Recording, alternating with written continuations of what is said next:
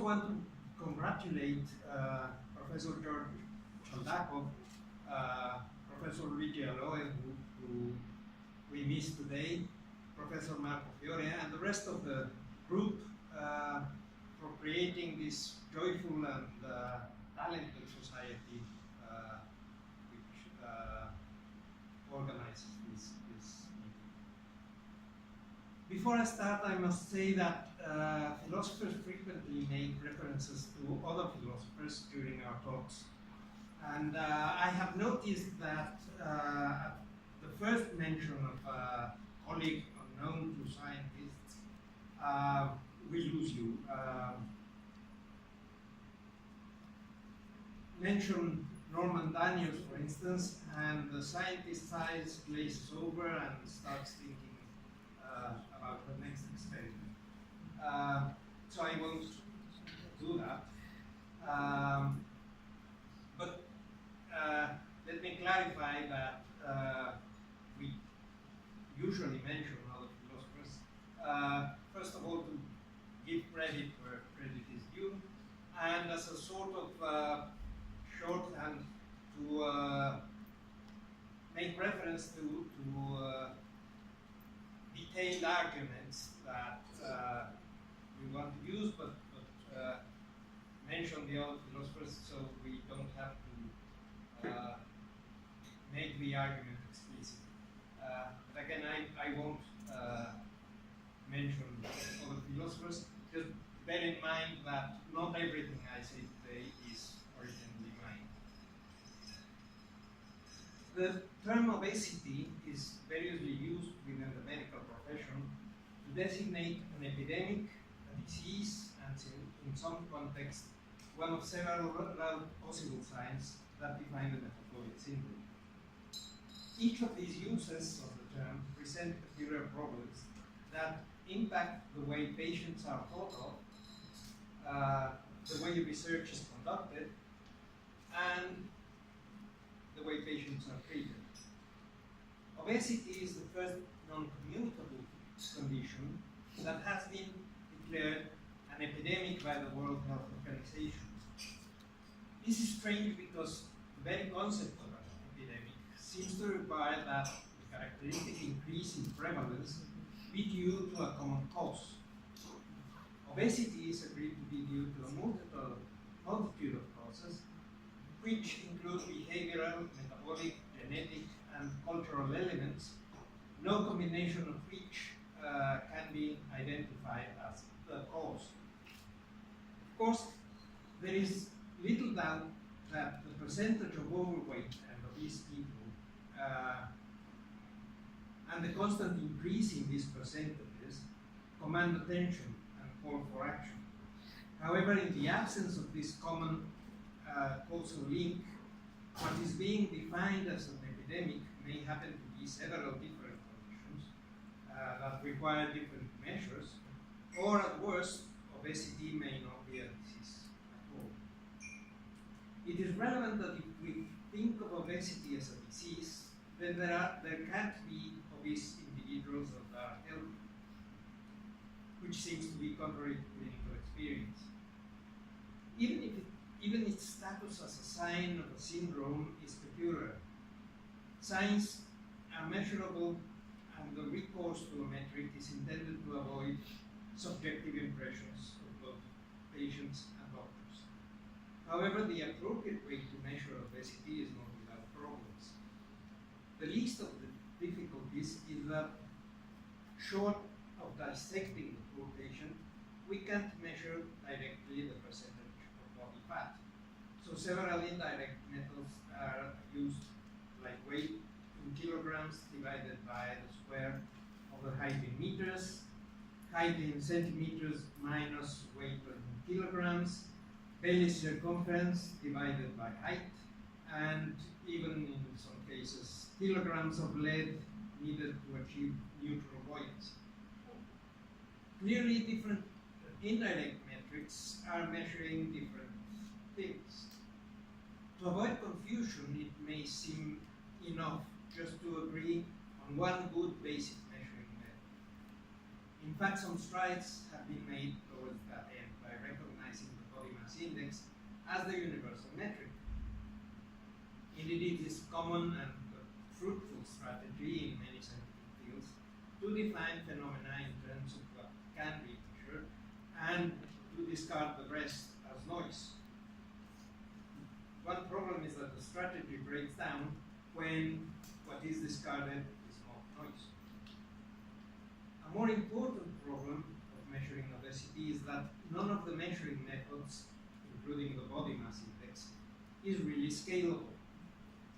Tall people tend to yield different values than short people with the same percentages of body fat. And thus the result has to be adjusted for each person, complementing the body mass index with waist circumference, for instance. Accordingly, it is widely recognized that the body mass index is a good tool to identify obesity in large populations. But in individuals, it is no better than just taking a good look at the patient. However, the whole point of measuring was to avoid subjective input for patients and doctors. So this appears to be the purpose. This means that even if the body mass index works for large populations, it does so only because the errors tend to cancel out, not because what is discarded is noise. An even bigger problem is that human populations tend to have structural differences that require different standards of normalcy. In 2004, a WHO expert panel reported in the journal Lancet that a substantial proportion of Asian people at the World Health Organization body mass indexes were at higher risk of type 2 diabetes than their European counterparts. However, since this was not the case for all Asian populations, the WHO saw no need to issue population-specific cutoff points for overweight and obese categories, and agreed to retain the previously issued cutoff points as international standards. I frankly find this surprising. Something is amiss when you get a recognized heterogeneous population and conclude that the same cutoff points are valid for all. Notice this is an example of that quite pervasive view within the social sciences, especially in those afflicted by the postmodern condition, that insists that science is not ideologically neutral, and that furthermore it is a tool of colonial domination. Indeed, a set of normal standards that does not represent what is normal in a subpopulation is to impose a foreign model on that subpopulation.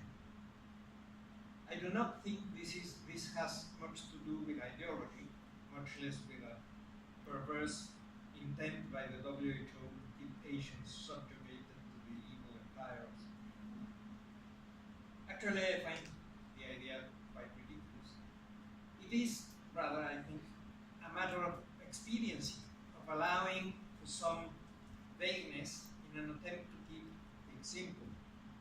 The WHO is not and should not be too worried about either conceptual pulchritude or precise definitions in a field that does not allow for precision.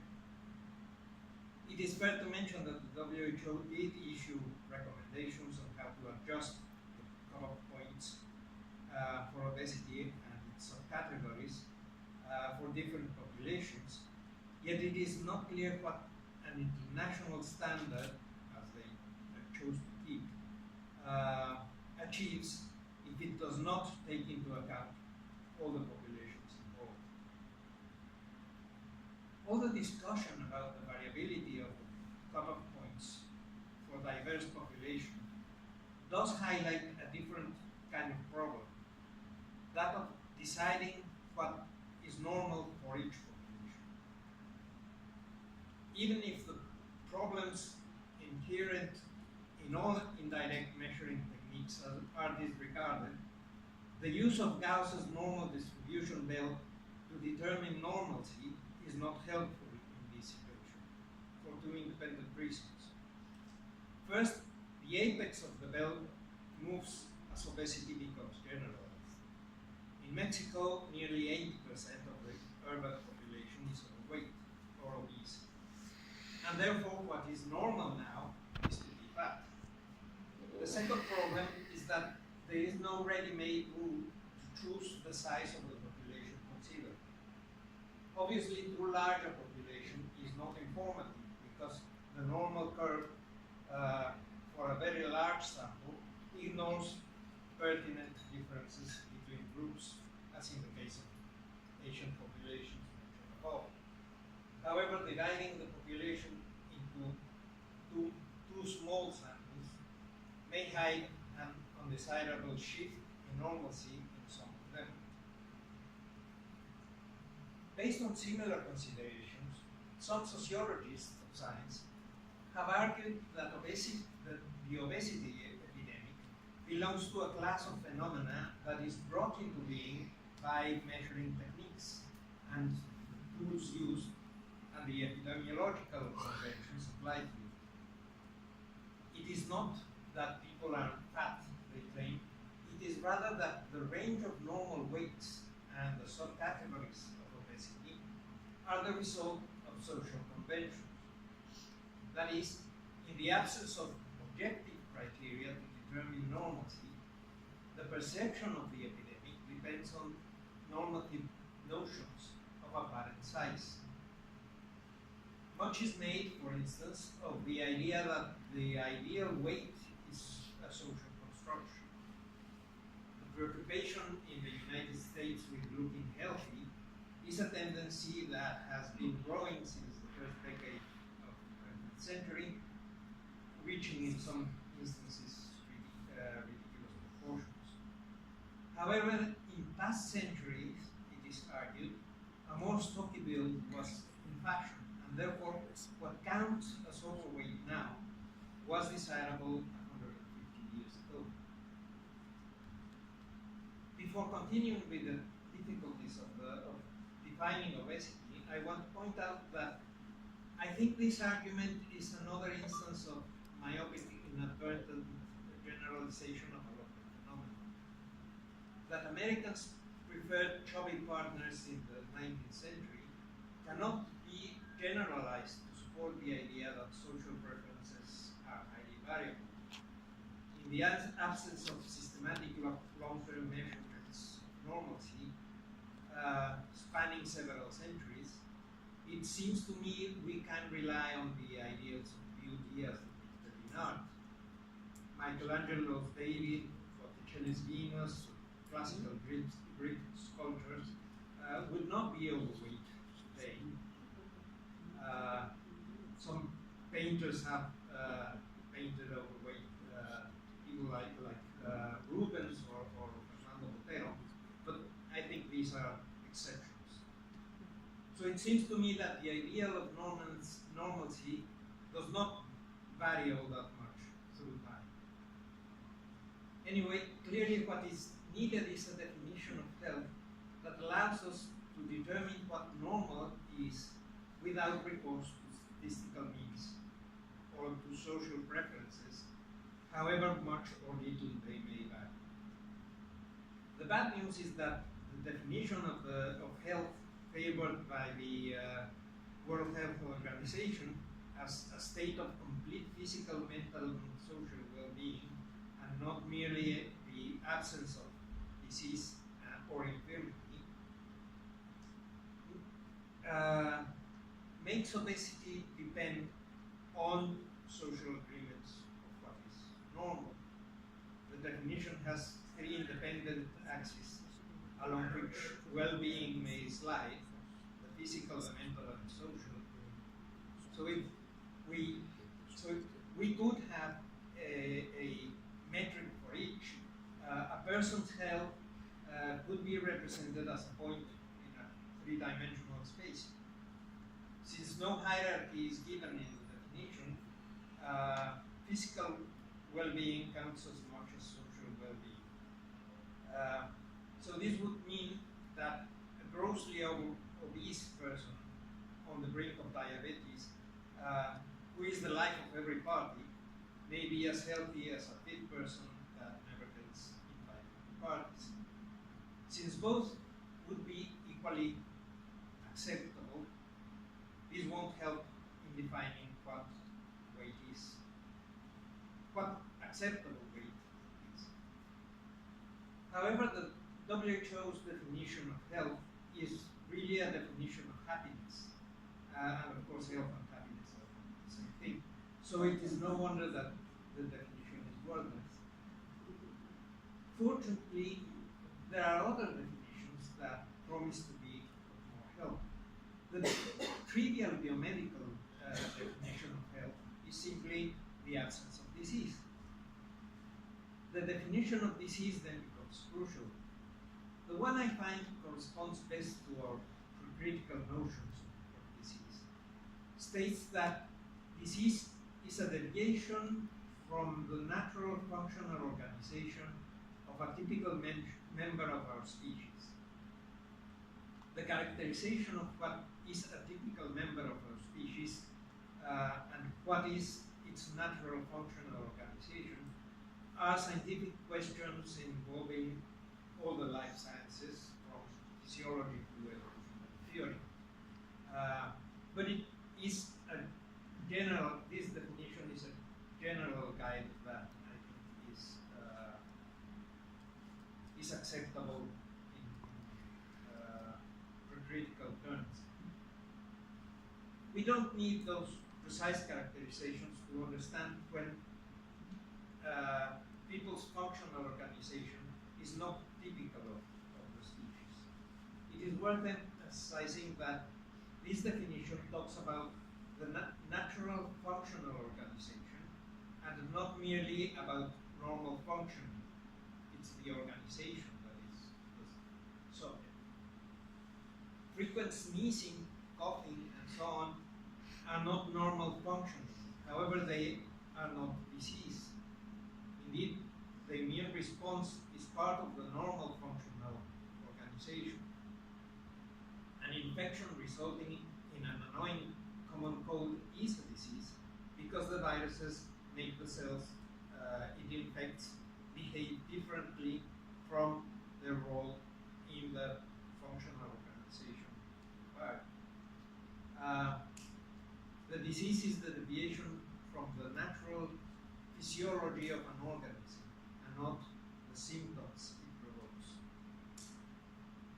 Notice that this definition of disease includes, as it should, deformities and disabilities as a result of trauma, for they are deviations from the natural organization of our bodies.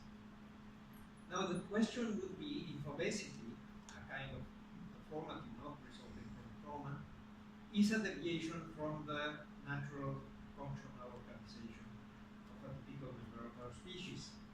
Of course, in some instances, obesity is a response of a normal organism to endogenous malfunctions, as in the case of hypothyroidism, in which case it is a sign of a disease.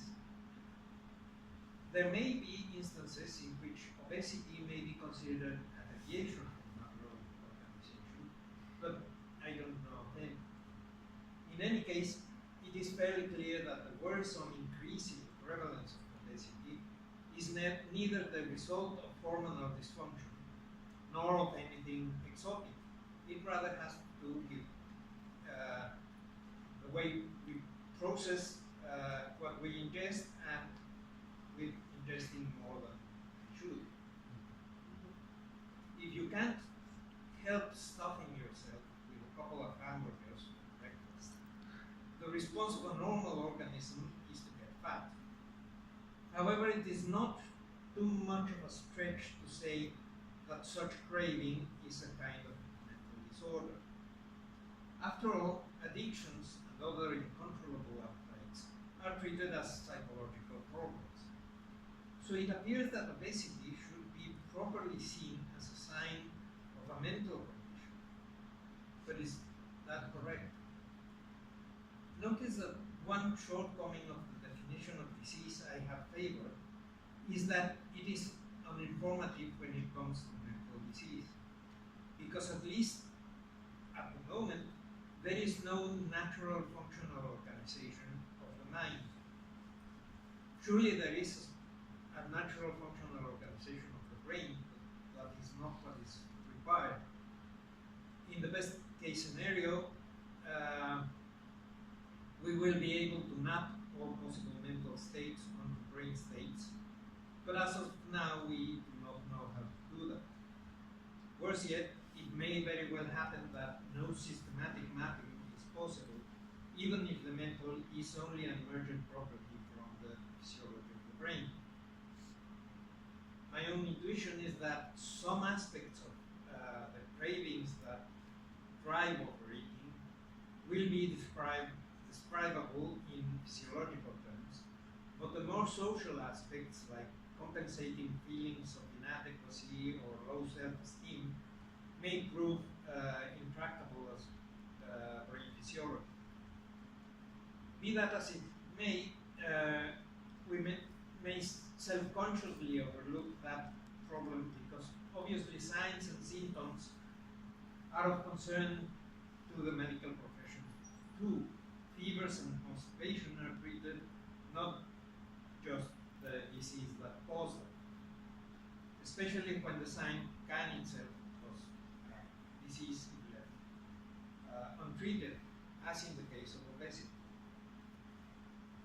Unfortunately, whereas in the case of fevers there are effective antipyretics, the search for an effective slimming pill has proved elusive.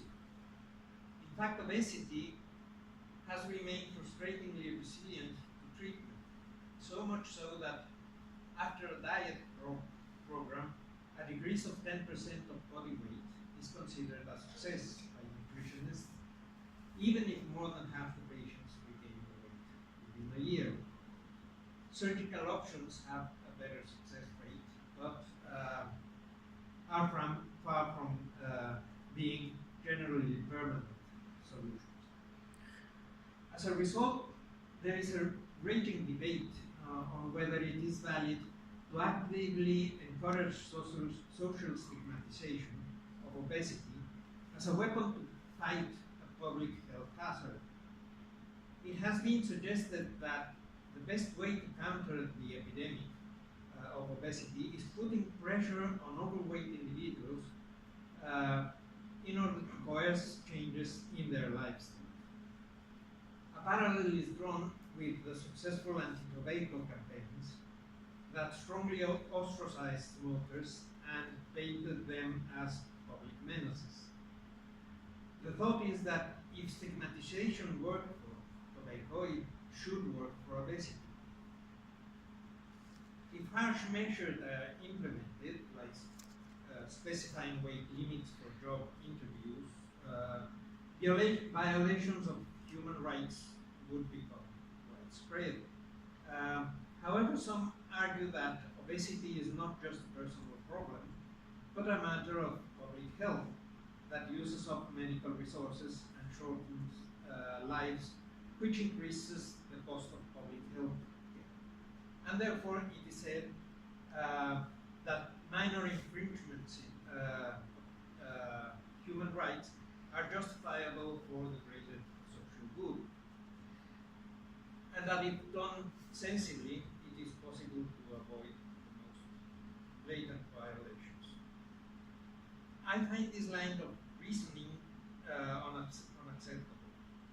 First, obesity is not does not increase the cost of health care. The fact is that dying young of expensive disease is socially cheaper than living a long, healthy, and unproductive decrepit. This has been shown to be so even in the case of obesity, which surprisingly does not shorten life all that much on average.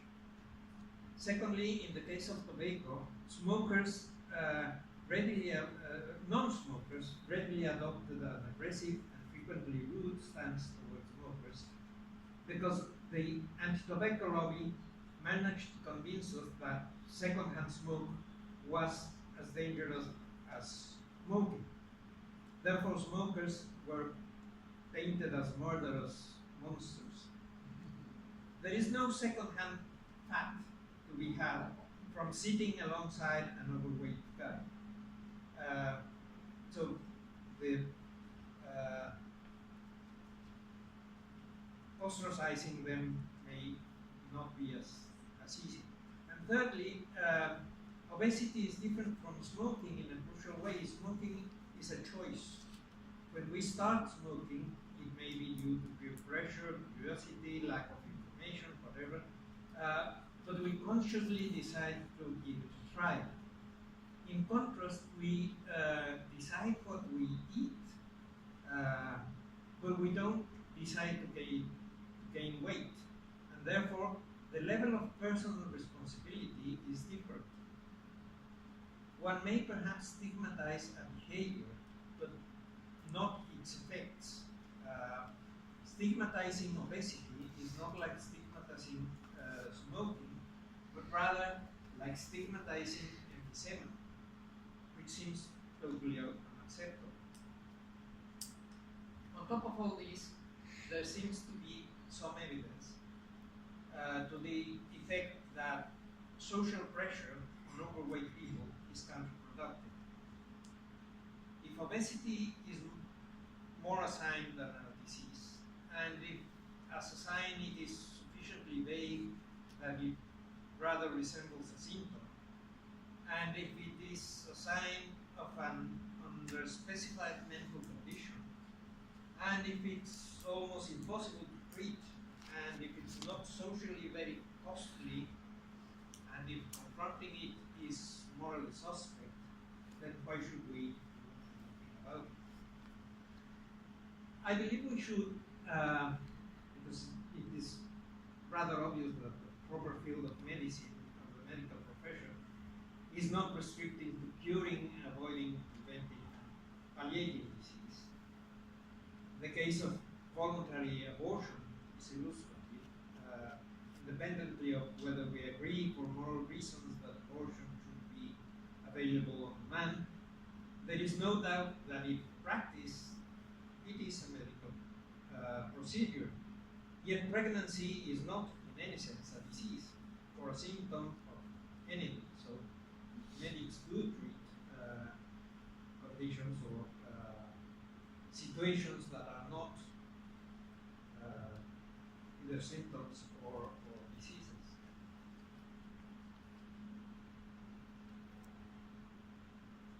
We can't define the field of medicine as only treating disease.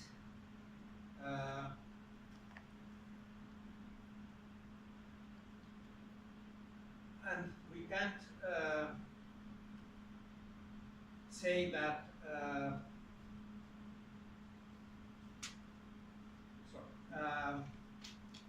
we can't say that anything amenable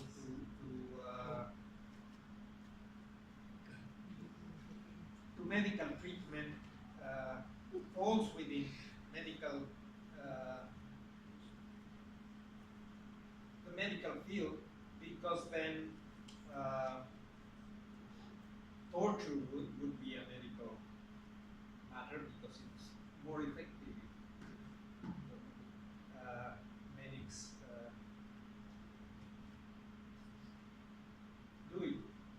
I think the proper field of medicine should be extended beyond the treatment of disease. By understanding why disease is undesirable.